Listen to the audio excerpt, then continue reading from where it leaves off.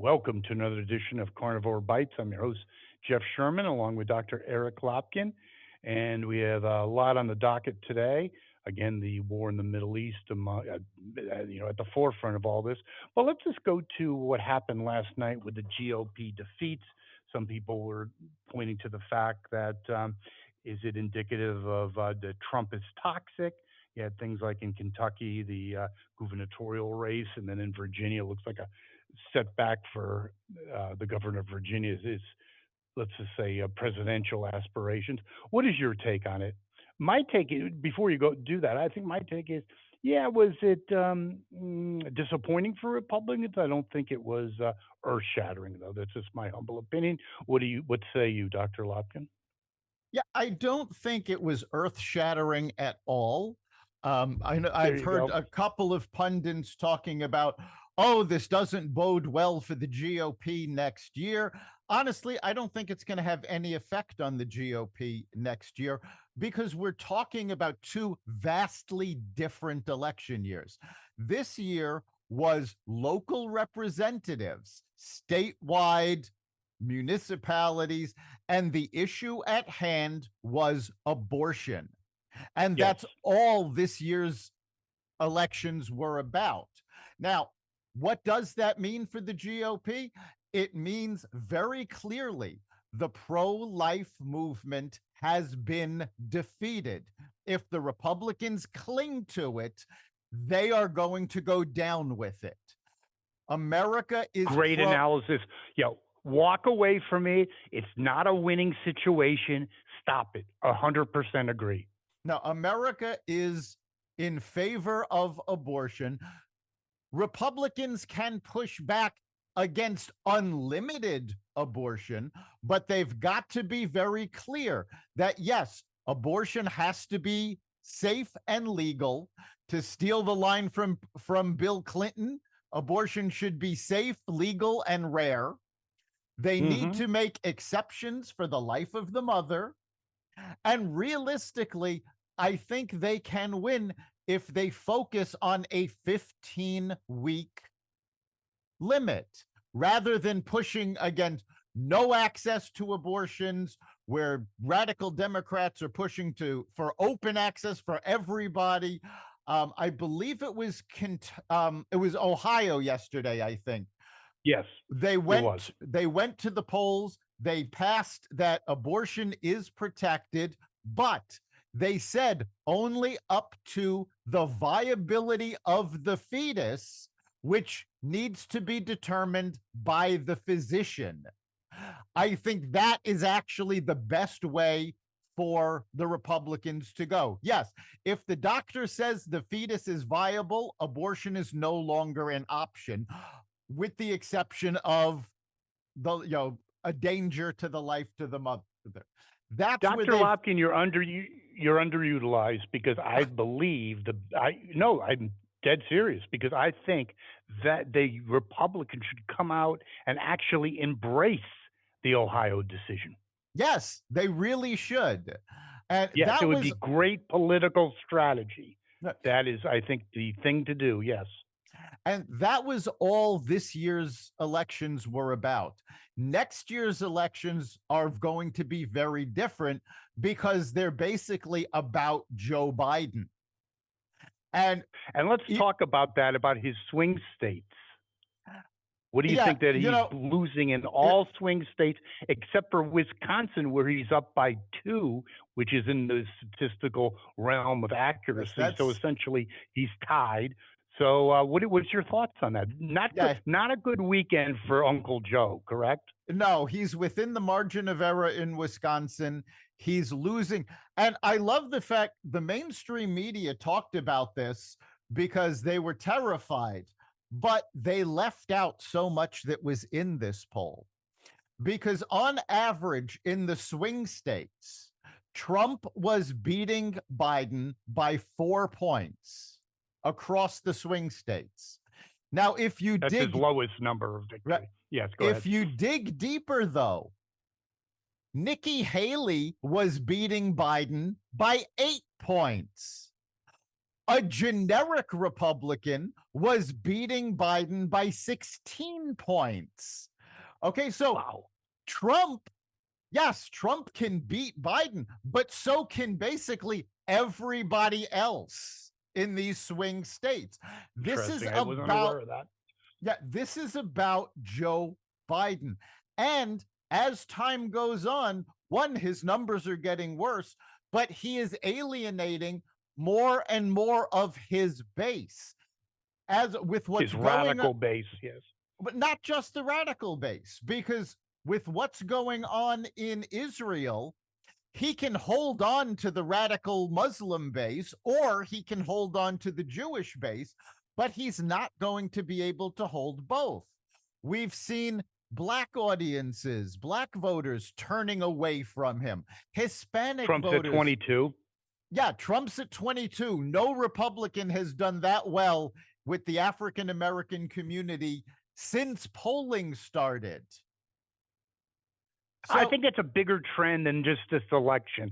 I really do believe after 60 plus years of policies basically resulting in the destruction of the black family, I think blacks are waking up and saying, I've had enough. I really do believe that. And they're sick of being patronized as well. Like yes, happened at a talk show when a African American pundit was talking about essentially saying, I'm sorry to say, but she's the one who said it, that blacks are too stupid to understand how good Biden really is. If a white person said that, hello. But that's what the elitists think overall, isn't it? that's it. They keep saying that over and over again. People don't understand what Biden has done for them. Biden has decimated this country.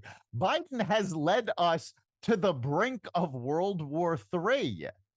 There you He go. has caused so much inflation that it is an on average inflate prices are up 17% from when he took office. Credit card debt is now at all-time highs in the trillions of dollars of personal debt because people are using their credit cards to pay their bills, to get groceries. This, Okay, that's a good point, but I just want to interject something on that. That's also going to blow up because that's very recessionary oriented because eventually your credit card runs out, so to speak, and people get apprehensive even using it after a while. And then it's a come to Jesus in terms of the economy because if yeah, it's supporting unrealistically or artificially, I should say, supporting the economy. When that runs out, it could be game over. Your thoughts? absolutely. And all of this, they keep pumping up. Oh, Bidenomics is so great. I actually saw social media posts from the White House, from the vice president's office, and from Senator Schumer, all talking about how Biden has lowered inflation. And I put the stats right on their posts. How, no, according to the Bureau of Labor Statistics, the government's own statistics, inflation has not gone down once since Biden took office. So they're lying about his record, and people know it. Well, So that's, here's a great analogy about Bidenomics and inflation. Okay, so it's someone that's trying to lose weight, and let's say they gained 50 pounds, and then the following year they gained 10 pounds. Yes, the rate has gone down, but they still gained 60 pounds. yes, It's an aggregate effect. exactly. That's exactly what's going on. So they look at the 3.2% for this month and go, oh, it's gone down because it was 9%. No, it hasn't gone down. The rate that it's going up has slowed, but it's still going up and up and up. Yeah, and also about Bidenomics, I think it's really interesting. A Democratic pundit said anyone who came up with that should immediately be fired. And also, before I let you comment on that, or have you comment, I should say, you look at Bidenomics, the debt now, the interest on the debt the debt to service that is now 1 trillion a year. Yikes! Your Yes, we thoughts? we have to budget $1 trillion a year just to pay the interest on the deficit. And Biden has added more to the deficit than any president in history. Now, I'm going to actually defend him slightly because prior to Biden, the president that added the most to the deficit was Trump. Prior to Yeah. Trump, it was Obama. So this goes up with every presidency we have. But it's time that we pay attention to this because it's gotten out of control and it is ruining America's credit rating, which makes the Yes. interest rate even worse. And America's future. A couple of things about the deficit. I agree with you. It used to be a taboo. Now there's no penalty, or at least perceived penalty. That will change, I guarantee you. But you look at Obama and Trump. Obama, and I'm not defending him, a lot of his debt was during the '08 bailouts and recessionary situation, and then also with Trump, it had a lot of it was some of it was a tax cut, but a lot of it was also during COVID and that Well, stimulus no, program. I actually, Go ahead. what killed the deficit under Trump wasn't either the tax cut or COVID. It was the budgets that the Democratic Congress was able to put through, and Trump didn't fight back. He went, okay, we'll allow this. And the Democrats actually increased spending by much more than they should have. And Trump, despite all of his talk about fiscal responsibility, kowtowed and didn't push back. Interesting. Well, that is quite interesting. But you look at the again, getting back to the political landscape here that we were just talking about. You had and the lack of African American support, or the siphoning off of African American support for Biden in particular, but the Democrats overall. You have black celebrities. I think it's funny, 50 Cent and Lil Wayne basically coming out and endorsing Trump. Yes, I get it's comical, it's a sideshow, but it is a serious thing when you look at 22% of African Americans are supporting Trump, and I think that's a underreported number. How do you like that, Dr. Lopkin? It probably is underreported, but I think, I've said this for quite a while. The poll numbers right now, we're still too far out for them to be really accurate, Agreed. but you have to follow the trend lines. Remember, 3 months ago, when the Washington Post had a poll putting Trump ahead of Biden, even they said, oh, well, this is an outlier. And now Great it's no point. Yes. longer an outlier. We're seeing it more and more. Poll after poll is showing Biden losing. And wasn't that a really awful weekend for Uncle Joe? You had the night of the long knives, certainly more than came out, even to the fact of like you had Stephanopoulos and others basically highlighting this. And that's not just by chance. I think it's by design. You had David Axelrod basically more than suggesting, basically saying Joe should reconsider. And then you had Obama, who had an opportunity to maybe help his former vice president in terms of the Israeli situation, but did just the opposite, and even also went a step further. And again, the worst president, American president ever for Israel, started having moral equivalency with the what Hamas did, the atrocities with the Israeli occupation. So there you go, Obama. Your thoughts? Yeah. And was he the worst president ever for Israel? I say yes. What do you Oh, say, Dr. yes, Lofton? absolutely. There's no question about it. And, he had to shoot off his mouth about the situation, and it didn't go well for him because on social media, people, in fact, a lot of journalists were very quick to point out that he was the one that sent pallets of money to Iran that's funding all of this. People were talking about the 6 billion that That's Biden a freed drop in up. the bucket. Yeah, compared to the money that Obama gave him that's already been in the pipeline for 10 years, that's the money that's funding all of this. So, Well, yes, he when rebuilt Iran. They were on the yes, ropes, and by design or by chance. Well, we'll have our listeners kind of think about that. I say not so much of a chance. What do you Yes, say? and when Obama said, there's blood on all of our hands, no, the blood is on his hands, not all of our Yep, hands. And the but he's fact on of a the bigger. matter Oh, go is, ahead. Israel has not occupied Gaza Oh, since, six. right, since '06, since before Obama took office. So you can't say, oh, there's an equivalency, or he's Israel is partially to no, Israel's not to blame. This is all on Hamas, and it was funded by Obama. Thank you. That basically pretty much puts the period on that sentence. I would 100% agree with that. And the more Obama talks, he really is. He was never all that qualified. Listen, he was a community organizer. That's another word for saying unemployed. I think other people like Soros and others probably propped him. How do you go from community organizer to president of the United States? And he also shows that he's really a hardcore radical in his heart, isn't he? Yeah, he was propped up by those people who are pushing socialism, who are pushing, like in the case of George Soros, pushing chaos, because Obama was a socialist. There was never any question about that. He was the forerunner to the squad, to what Bernie Sanders is pushing. He's the one that made it acceptable for them to run.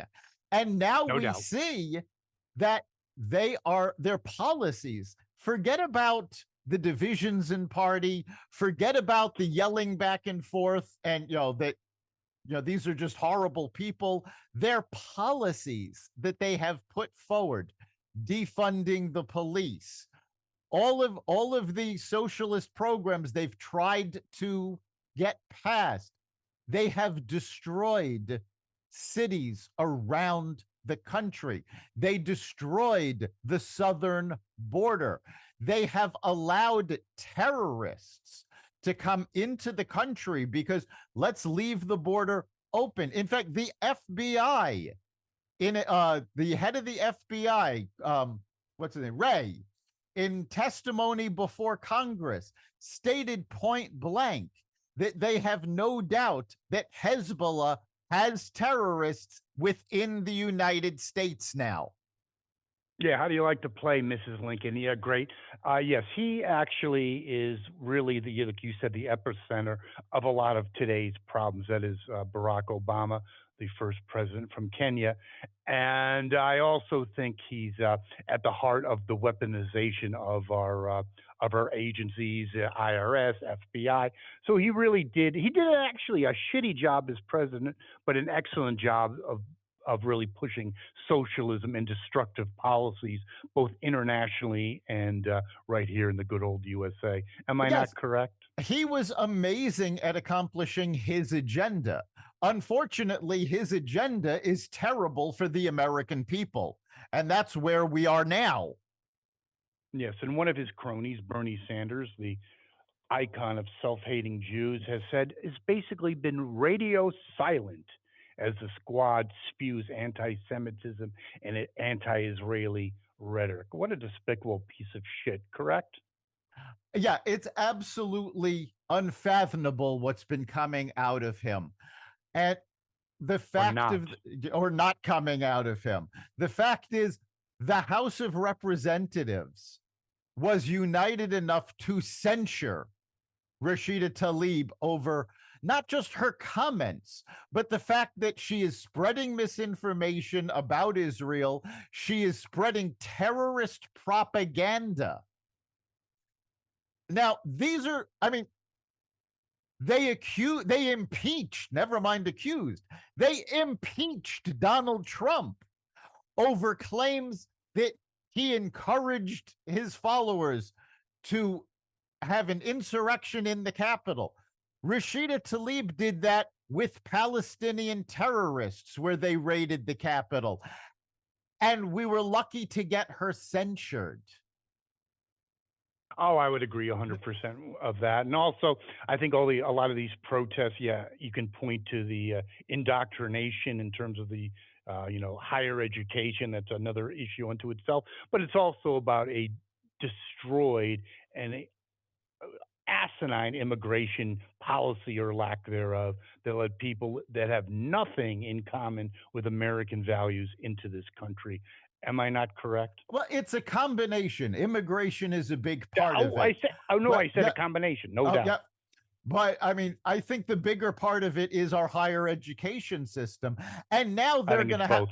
they're going to have to answer for this because you've had 60 law firms write letters to Harvard and Yale saying if you don't do something about these students, we're never hiring from you again. You've had Wall Street say to Harvard, to Yale, to UPenn, to Cornell, you're not getting our money anymore. So higher education is going to have to answer for what they have done. And there was a study that just came out that schools that accepted money from Middle Eastern countries for programs have 300% higher rates of anti Semitism than those that didn't accept that money. That's a shocker. Yeah. So, yeah, we need to one, it's time we took a good look at our higher education institutions and see whether or not they really qualify as nonprofits anymore. These guys Oh are no, that's sit that's 100%. Yeah, these let's cut the shit. It's a pay for profit operation. That crap was done. That train left the station years ago. and the fact of For the matter profit. is we were talking not long ago about the size of the deficit. A number of these institutions have endowments that are so large 10 years of their tax money will actually put a major dent in our deficit.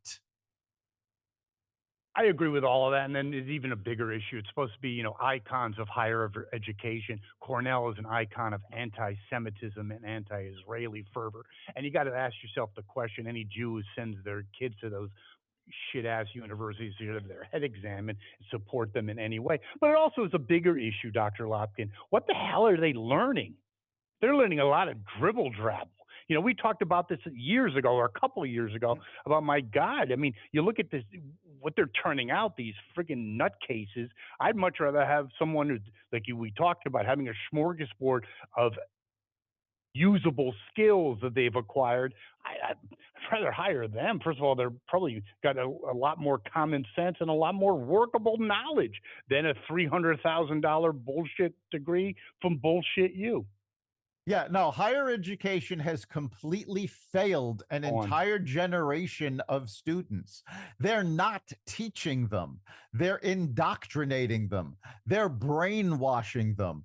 And worse, what they're teaching them when they get into the real world is not going to serve them well at all.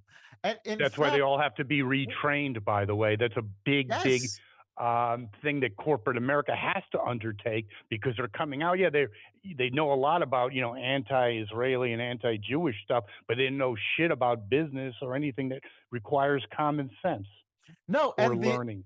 and the irony of all of these students who are these pro Palestinian protesters saying, well, the terrorist attacks on Israel were justified. Less than a year ago, these same students were saying, well, words are violence. You have to be careful what you say. We need a safe space because words hurt. But now they're actually supporting actual violence. Yes, it's great to they safe rooms and words hurt. It seems like the only unprotected class are Jews. Yes, everybody else seems to be protected. If you say something bad about a member of the LGBT community, oh no, you're canceled. Fired, immediately fired. Say something bad about an African American individual, about a Hispanic individual. No, you Check, can't do please. that. That's hate speech. But if you say something about a Jew, nope, that's fine. And I have been on social media going back and forth with these anti Semites all of which who seem to be based in Egypt, by the way. And I have An taken a ally. Isn't it an ally of the United States? Hello, Mr. supposed Menendez. There you go. yeah, Yeah, I supposedly got they're some an work. ally.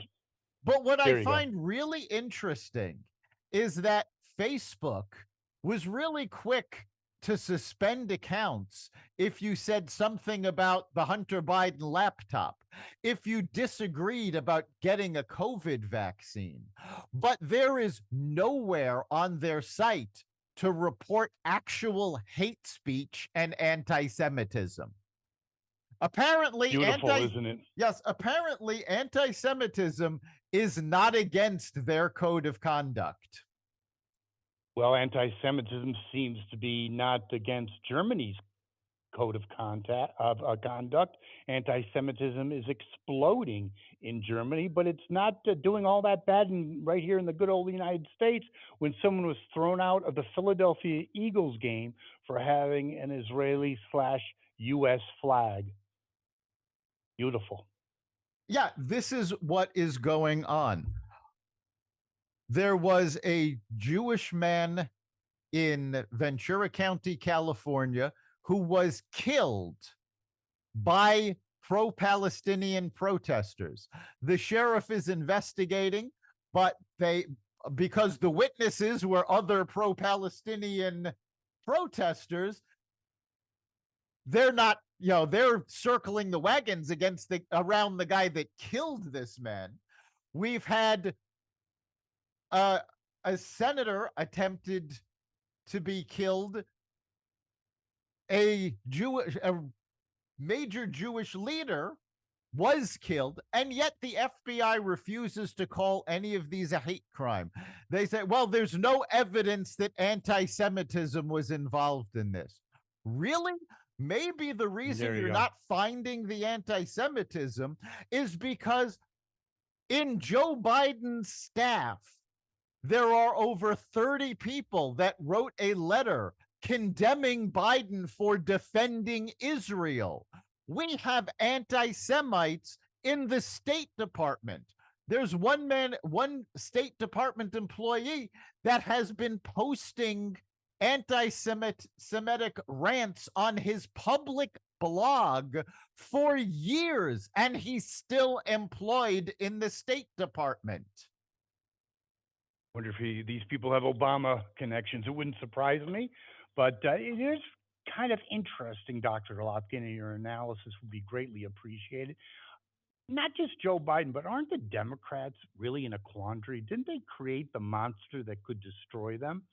Because you look at polling, 68% of Americans agree with, believe it or not, Netanyahu in terms of his thoughts about no ceasefire until the hostages and other things are accomplished, and 59% overall are sympathetic and empathetic to Israel, but not with the radical left Democrats. So isn't that a problem? You talked about that. It's kind of a two-edged sword. You kowtowed to the hate mob, you're going to lose a huge Democratic constituency that is Jewish Americans, and so it's a no-win situation. And I also think, and even some more of a simplistic note, yeah, let's just say you're run-of-the-mill Democrat, maybe possibly blue collar or what have you, maybe a little liberal on social issues. They see what's going on. They're going, what the hell's going on here? I think it's a disaster for the Democrats because it's the curtain has been unveiled. The emperor has no clothes. It's showing them for what they really are. Your thoughts? It really is. And this is why, if you take a look at the campaign ads that ran over the past month from Democrats for yesterday's election, there was a massive focus on abortion. Why? Because that is apparently the only unifying issue that the Democrats have left. They can't campaign on the economy. They've kowtowed to this socialist hate. And that is now, you have members of the squad threatening Joe Biden that if he continues to support Israel, and actually, if he does what's right, which is rare for Joe Biden, then he's going to lose their followers. He's going to lose the Muslim vote. And you know what? First of all, I don't think they are going to lose the Muslim vote, because saying that all Muslims identify with these pro-Palestinian wackos is just not true. You have a pro-Israel Muslim right now who has registered to run against Ilhan Omar. So the Muslim community is not uniformly behind the squad. They're not uniformly behind the Palestinians. Take a good look. No Arab country wants to take Palestinian refugees That's been going because, on for years, by the way. right, Years and years and because, years. Never reported, though. and the reason they don't want them is because they are run by terrorists, and the terrorist organizations have slipped into other countries when they took refugees. So they do not want them anymore. This is not the entire Muslim world backing Palestine. Most of the Muslim world, one, wants to stay out of it, but two, doesn't want anything to do with the Palestinians. So, yeah, I don't think Biden is in danger of losing the Muslim vote. I think he may be in danger of losing the wacko vote. And good. Stand up to the wackos in your own party. The same way the That would actually Republicans. be, I don't know if he's capable of that. Politically, I think that would be an astute move. I don't know if he's capable of even tying his shoe, but I think that would work. I mean, the same way the Republicans need to stand up to the wackos on the right, the Democrats need to stand up to the wackos on the left.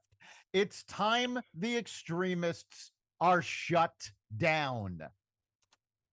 Okay, but I think there's a big difference between extremists in the Democratic Party and in the Republican Party. Are there whack jobs like Taylor Greene and others? Yeah, but they're relative. I don't go to bed at night fearing them. I fear the squad and that kind of mindset. I'm not worried about the Republican nutcases. I Well, sleep like a baby I'm thinking about them. actually I'm worried about the extremists on both sides because they act differently. On the left, they're violent. We've seen it with the pro-Palestinian protests. We saw it with Black Lives Matter. Left-wing extremists are violent. Right-wing extremists, I don't worry about the violence. I worry about the idiots that they're electing and the fact that they managed to hold the House hostage for 3 weeks with no leadership because the Democrats didn't want to step up and do what was right and actually vote for a speaker. So they handed it over to the right wing wackos. I agree, but I still get to my original point that yeah, that doesn't keep me up at night. I mean, in the end, did it really make that much of a difference? Maybe not. But left wing radicals, dangerous for America, very dangerous for Jews. We'll just leave it at that. Yes. And speaking about being dangerous to Jews, Kamala's beautiful daughter is a big fundraiser for Hamas. And I don't really know why they need that so much fundraising because there was an article that Hamas leadership is living extremely, while their people are living like shit. No faulted by the Israelis, by the way, but the fault of their own shit ass leadership. They're living high on the hog in Europe and other places. Yes, Go figure. apparently the But Hamas leadership does not actually live on the no, Gaza why would you Strip. do that? They No. live in the Four Seasons Hotel in Qatar. It's like, really? They, Bernie Sanders has made a big deal about going after the billionaires. Let's go after the billionaires in Hamas. Because, yes, believe it or not, the leaders of Hamas are billionaires living high on the hog, stealing resources from their own people. How come Barack Obama didn't talk about that when he was talking about the brutal Israeli occupation? Gee, kind of missed that, didn't he? He Yeah, he probably stayed in the same hotel. There you go. wouldn't surprise me. What does surprise me is a recent poll that has RFK at 26%. That was about a week ago. It hasn't really been in the news that much, but That's interesting. I mean, I don't know how accurate it is, but it's certainly not going to help Uncle Joe. No, as a third party candidate, yeah, polls have RFK Jr. getting 26% of the vote now. And this is before the real campaign has started. This is with the mainstream media essentially shutting down his message. Yes, Now, imagine with 26% of polling, that means that when the general election has debates, he will be on the stage. The he has to mainstream be. Yes, media will not be able to shut him out. What is that going to do to Joe Biden, who is going to have a hard enough time going head to head with a Republican candidate? Never he's going to mind wait. Wait, with no, no, two no, of no. He's them. going to have a hard enough time. He's going to have a hard enough time finding the debate hall. Are you kidding me? This is There you true. go. I mean, so And yeah, I don't think this he's going to is debate. I think it'd be political suicide. He'll find a reason not to debate. I don't know what the reason's going to be, but there's no way Uncle Joe's going on that stage. Your thoughts, Dr. Lopkin? honestly, I think if he avoids a debate, that's the end of the campaign. He will lose right then and there if he fails to debate. So, and I think he knows it. So, whether his people want him to debate or not, they can either debate or they can forfeit. That's basically his choices. Interesting. But speaking of the debate and someone that was kind of running a shadow campaign, Gavin Newsom. Oh, he got some bad news too. Him and Uncle Joe aren't having a great week. His approval is at an all time low, I believe 44%, and close to 50% strongly disapprove. What does that mean, Dr. Lopkin? Well, I mean, it's hardly surprising. Take a look at the shit show that California has become under his leadership. The economy has gone in the toilet, homeless everywhere, migrant camps everywhere, rampant drug usage and crime. And this is with his hand on the switch. Now, take a look at the last 6 months with all of that going around. He's running around the world, essentially running for president and ignoring California. So, sure, of course, his own constituency is saying, you know what? Get out. Well, he also had a recall. I mean, the guy. Talk about being delusional. Talk about being high on ambition, low on talent. He is the quintessential example of that. Uncle Joe's number two, by the way. Well, I mean, let's face it, California has a long history of that. You take a look at Newsom, take a look at Adam Schiff, take a look at Nancy Pelosi. Oh God, gee, These yes, are yeah. these are folks that had huge political careers with no discernible ability to do anything except for None. lie. Yeah, pretty much the truth. Yes, he was kind of, in some ways, ironically funny in a sad way. They had a hearing on anti-Semitism, and guess who broke it up? The or protested at an anti-Semitism hearings.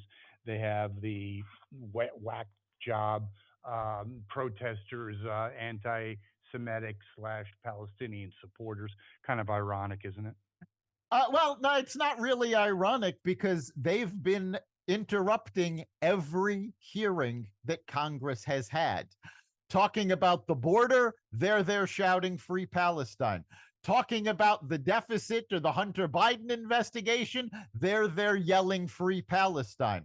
These folks don't know anything about Palestine. Do They they don't have a job? they don't care. Yes, they do have a job. Their job is Professional professional protesters. protesting. They are being paid to do this. And all they care about is getting that money and getting some attention on social media. No question. I think in the end, though, it's the best thing for America, worst thing for them. I think the more they protest, the more people wake up and say, "This shit is not happening. It's Well, not you'll cool." You'll notice, though, that all of these protesters feel so strongly about this cause that they all wear masks because they don't want you to know who they are. You know what? If you really believe in a cause and you can back it up with data and intellect and intelligent arguments, you show your face. You tell the opposition, bring it. That's what the Jews are doing now. And yet the pro Palestinians can't manage to do that. Do you agree with my assertion? It's not about me. I'm just interested in your thoughts on this. That the more they protest, the worse their case becomes. Oh, yes. It's the same thing with most causes. The more you are in the a perfect example is actually the green movement. These idiots in Europe that have been destroying artwork, that have been disrupting traffic, they've actually turned more people against the environmental movement than they've convinced. And these folks are doing the same thing. If you make an argument, if you bring facts, if you debate, you can convince people. You can show them what your point of view is. When you come out like radical wackos, all you're doing is turning people away from you. Well, let's hope on that note it continues. Uh, Really kind of interesting as well. Talk about what's going on with Hunter and James and all the other ones in the mafia clan. Uh, it's just happened, actually. Yeah, over the last few hours, the House Oversight Committee has issued subpoenas for Hunter Biden, for Hunter's former business associate, for James Biden. They have requested transcripted interviews from James' wife, from Hunter Biden's former girlfriend and his and former sister-in-law. So there are, yeah, I mean, What there a are white trash family. Let's cut the shit. From Jill on down, it's just like the Clampets. It's unbelievable. the Biggest subpoena grifter, white trash. I've never seen anything like this. the subpoenas have been issued, and now these folks are either going to have to fight the subpoena in court or show up under oath. And the fact of the matter is, I think when you get right down to it, these folks are going to start throwing each other under the bus. Oh, no doubt. They have no integrity. They have no sense of honor. At 100%. It's going to be great theater. And I also think that maybe Hunter, I think he was doing cocaine. If you look at the July 4th balcony scenes or the celebrations, at least, he definitely was. Come on, please. And I think he's going to increasingly crack up under the pressure, and it's going to be a train wreck for Uncle Joe, who doesn't need any more baggage. Your thoughts? No, I think the most interesting part of this is going to be James Biden, because I guarantee you, now that Joe Biden has actually said, oh, the money I got from James, he was repaying a loan. They are going to ask him for records for this loan. And when James can't come up with any records showing that Joe gave him the loan, where is that going to leave Sleepy Joe? Basically on his ass, which I think the Democrats behind the scenes will be celebrating. There you go. Yeah, Speaking of celebrating, go ahead. There's a whole bunch of Democrats that just want Joe to go away, and they're not Please even go being away, yes. yeah, they're not even being quiet about it. They've been all over David the media in the past Axelrod, weeks. Yes, he put the hammer down, didn't he? yes, they have said point blank he cannot run, and unless he and I don't remember who it was, but there was one pundit that I thought had a very interesting scenario. And I find it very frightening if this were to be the game plan, because they said they think Joe is going to pull out, but not until during the primaries when he's already gotten delegates so that his delegates can then choose who is going to be the presidential nominee at the convention. I think that's a very likely possibility, quite frankly, because I think I'm not sure his heart is in it to begin with. Let's face it, he's going to be 80 plus, and I think the pressure's enormous for him to get the hell out. Yeah, And plus, worldwide events and domestic events, he just wants to hang out on the beach.